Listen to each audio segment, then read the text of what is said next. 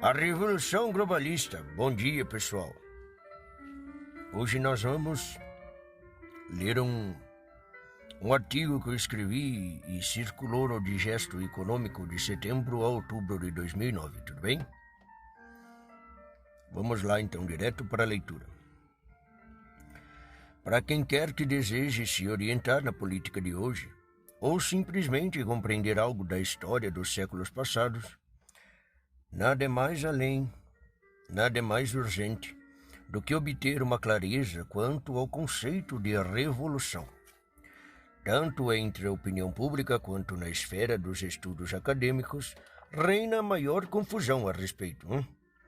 Pelo simples fato de que a ideia geral de revolução é formada quase sempre na base das analogias fortuitas e do empirismo cego, em vez de buscar os fatores estruturais profundos e permanentes que definem o movimento revolucionário como uma realidade contínua e avassaladora ao longo de pelo menos 3 séculos, tá certo?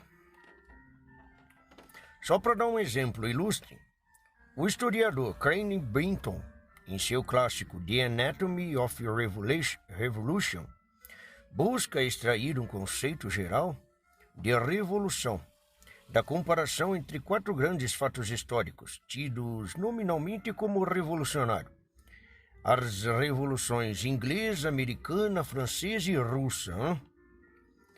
O que é de comum entre esses 4 processos é que foram momentos de grande fermentação ideológica, resultando em mudanças substantivas do regime político. Bastaria isso para classificá-los uniformemente como revoluções? Só no sentido popular impressionaria a palavra. Bem, deixa eu fechar aqui que começaram a fazer barulho aqui do lado. Aí. Pronto. O menino deu uma saída aqui e deixou o carro na minha mão. Então, veja só. Só no sentido popular e impressionista da palavra, tá? E isso daí poderia ser classificado como revoluções. Porque não podendo, nas dimensões deste escrito, justificar todas as precauções conceituais e metodológicas que me levaram a esta conclusão, o que eu tenho a observar é que as diferenças estruturais entre os 2 primeiros e os 2 últimos fenômenos estudados por Brinton são tão profundas que, apesar das aparências igualmente espetaculares e sangrentas, não cabe classificá-los sobre o mesmo rótulo. Só se pode falar mal, perdão, não é mal não, eu que li errado aqui. Só se pode falar legitimamente de revolução quando uma proposta de mutação integral da sociedade vem acompanhada da exigência da concentração do poder nas mãos de um grupo dirigente, como meio de realizar essa mutação. Bem, gente, nesse sentido, jamais houve revolução no mundo anglo-saxônico, exceto a de Cromwell, que fracassou, e a reforma anglicana. Um caso muito particular, tá? Que não cabe comentar aqui. Na Inglaterra, pessoal, tanto a revolta dos nobres contra o rei, em 1215, quanto a Revolução Gloriosa de 1688, buscaram antes a limitação do poder central do que sua concentração. O mesmo aconteceu na América em 1786. Em nenhum desses 3 casos, o grupo revolucionário tentou mudar a estrutura da sociedade, ou os costumes estabelecidos. Muito pelo contrário, eles forçaram o governo a conformar-se às tradições populares, cacete. E também tem um direito consuetudinário, Bem, que pode haver de comum entre esses processos mais restauradores e corretivos do que revolucionários? Entre esses processos mais restaurados,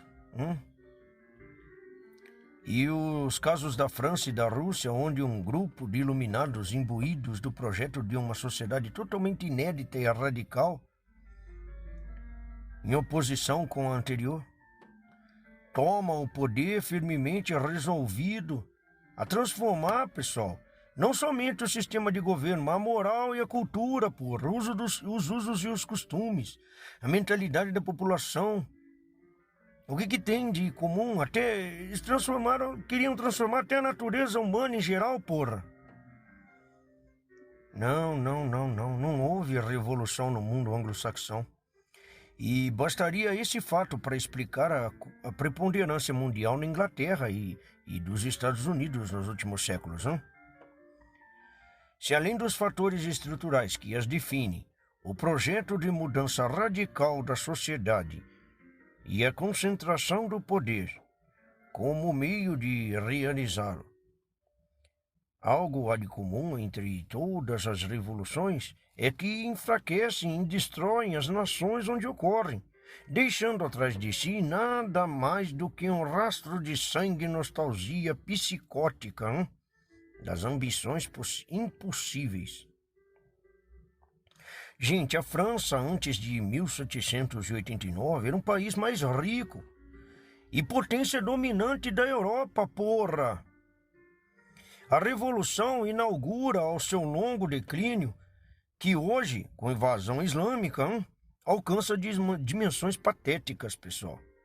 A Rússia, após um arremendo de crescimento imperial artificialmente possibilitado pela ajuda americana, desmantelou-se numa guerra de ninguém, porra. Dominada por bandidos e pela corrupção irrefreável da sociedade. E a China, pessoal? A China, após realizar o prodígio de matar de fome 30 milhões de pessoas, porra, numa só década, cacete!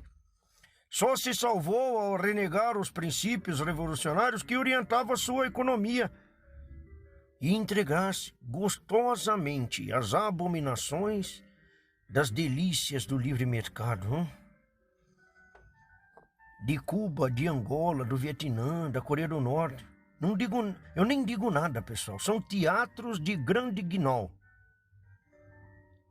onde a violência estatal crônica não basta para esconder a miséria indescritível. Hein? Gente, todos os equívocos em torno das ideias de revolução vêm do prestígio associado a essa palavra, como sinônimo de renovação e progresso. Mas esse prestígio, meu filho, lhe advém precisamente do sucesso alcançado pelas revoluções inglesa e americana, tá? Que no sentido estrito e técnico com que emprego essa palavra, não foram revolução de maneira alguma, porra. Essa mesma ilusão semântica impede o observador ingênuo, e inclui nisso boa parte da classe acadêmica especializada, de enxergar a revolução onde ela acontece sob a camuflagem de transmutações lentas e aparentemente pacíficas. Bom, como por exemplo o quê? A implantação do governo mundial, que hoje se desenrola ante dos olhos cegos das massas atônitas. Pessoal, o critério distintivo suficiente para eliminar todas as hesitações e equívocos é sempre o mesmo. Com ou sem transmutação súbita e espetaculares, com ou sem violência insurrecional ou governamental, com ou sem discurso de acusação histérico e matança geral dos adversários, uma revolução está sempre presente em quem esteja em ascensão ou em curso de implantação, um projeto de transformação profunda da sociedade, tá? Se não da humanidade inteira. Por meio do quê? Da concentração de poder, porra. É por não compreender isso que muitas vezes as correntes liberais e conservadoras, opondo-se aos aspectos mais vistosos e repugnantes de algum processo revolucionário, acaba por fomentá-lo inconscientemente. Tudo bando de cu de burro, pessoal. Sob algum outro dos seus aspectos, cuja periculosidade lhes escape no momento. É que esse povo, eles não são conservador direito, eles não estudam, eles falam que eles são conservador só porque eles gostam dos privilégios do conservadorismo. uma cultura mesmo, eles não têm, pessoal. O pessoal hoje não lê. É uma elitinha de bosta. No Brasil de hoje, a concentração exclusiva dos males do petismo, do MST e similares, tá? Pode levar liberal e conservador a cotejar certos movimentos sociais, na ilusão de poder explorá-los eleitoralmente, pessoal. O que aí escapa à visão desses falsos espertos é que tais movimentos, mais ou menos a longo prazo, desempenham na implantação da nova ordem mundial socialista, entendeu? Um papel ainda mais decisivo que o da esquerda dominante radical. Outra ilusão perigosa, gente, é crer que o advento da administração planetária é uma fatalidade histórica inevitável. A facilidade com que a pequena Honduras, por exemplo, quebrou as pernas do gigante mundialista, mostra que, ao menos por enquanto, o poder desse monstrengo se constitui apenas em um blefe publicitário monumental. Ô menino, você chegou aqui, né? Lê a notinha de rodapé aqui pra mim. Tá bom, professor. Tá onde? Aqui na 241. Aqui. Tá, nota de rodapé. Em 28 de junho, a Suprema Corte de Honduras determinou a prisão do presidente Manuel Zelaya por ter infringido a Constituição e ameaçado usar a força contra o poder legislativo. Os militares, em vez de executar a ordem, deixaram-se enternecer pelo desgraçado e permitiram que escapassem para Costa Rica. Resultado: a esquerda mundial inteira os acusa de ter expulsado Zelaya, de ter dado um golpe, de ter rompido a estabilidade das instituições. Se tivessem prendido o delinquente e o levado a julgamento, a esquerda mundial poderia estar tão enfesada quanto está agora. Mas não teriam nenhum pretexto para dizer essas coisas. Teriam de inventar outras mentiras, mais trabalhosas, pelo menos persuasivas. Olavo de Carvalho, Honduras contra a mentira global. Diário do Comércio, 28 de setembro de 2009. http www.olavodcarvalho.org/semana/090928dc.html. Pronto, professor. Obrigado, menino. Então entenderam aí o negócio de Honduras, né? Vamos voltar então aqui, ó. É da natureza de todo blefe extrair sua substância vital da crença fictícia que consegue inocular em suas vítimas. Menina, baixa um pouquinho essa música aí, que eu não sei mexer nessa porra aí. É aqui, professor. Tá vendo? Mas depois você muda quando muda aí a interface dessa porra aí, eu não sei mais como que funciona. Essa porra desse seu som aí, ele apaga. Se ficar um tempinho inativo, ele apaga mesmo. Mas é só você apertar aqui, ó. Tem que ver se eu vou lembrar desse porra aí também, né? Mas tá bom, deixa assim, desse somzinho, nesse tom aí, tá bom. Não me atrapalha. Vamos lá. Desculpa aí, pessoal. Ó, aproveita e deixa o like aí no canal aí, tá? E compartilha isso aí pra mais gente escutar. Essas coisinhas que nós escrevemos aí há puta tempo atrás e o povo ainda não acordou. Com grande frequência vejo liberais e conservadores repetindo os slogans mais estúpidos do globalismo, pessoal. Como, por exemplo, o de que certos problemas, narcotráfico, pedofilia, etc., essas porra aí, não podem ser enfrentados em escala local, requerendo antes a intervenção de uma autoridade global. O pessoal vai tudo lá pedir socorro para a ONU, não sabe resolver os negócios aqui, não sabe que isso daí é atitude de comunista, né? O contrassenso dessa afirmativa é tão patente que só um estado geral de sonsais hipnótica pode explicar que desfrute de alguma credibilidade. Hein? Aristóteles, Descartes e Leibniz ensinam que, quando você tem um problema grande, a melhor maneira de resolvê-lo é subdividi-lo em unidades menores, porra. A retórica globalista nada pode contra essa regra de método. Ampliar a escala de um problema jamais pode ser um bom meio de enfrentá-lo, porra! A experiência de certas cidades americanas que praticamente eliminaram a criminalidade de seus relatórios, meu filho, usaram apenas recursos locais. É a melhor prova de que, em vez de ampliar, é preciso diminuir a escala, porra, subdividir o poder, cacete, e enfrentar os males, na dimensão do contato direto, local, em vez de deixá-lo se embriagar pela grandeza das ambições globais, Bem, pessoal, para finalizar aqui, que o globalismo é um processo revolucionário, não tem como negar, É o processo mais vasto e ambicioso de todos, não é? Abrange a mutação radical não só das estruturas de poder, mas da sociedade, da educação, da moral, até das reações mais íntimas da alma humana. É um projeto civilizacional completo.